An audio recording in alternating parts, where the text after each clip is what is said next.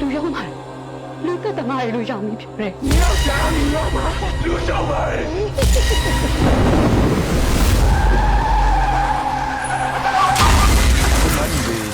လူထဲမှာလူတယောက်ကားတိုက်လာတယ်။တည်သလားရှင်လားတော့မသိဘူး။ငါညီဒီကိုစားမင်းတို့တည်းက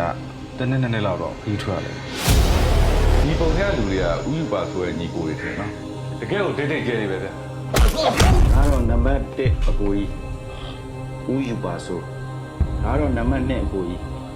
ဦးပုံနကနံပါတ်3အကိုကြီးကတော့ဦးပုပ်ကိုလက်တဲ့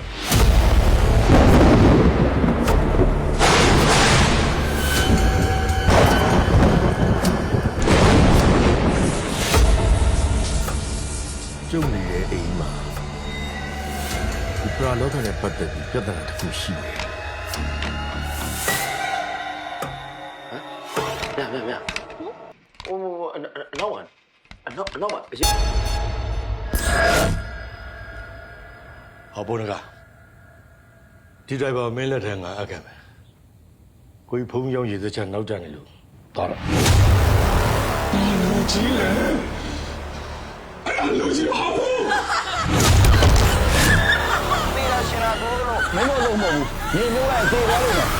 你笑吗？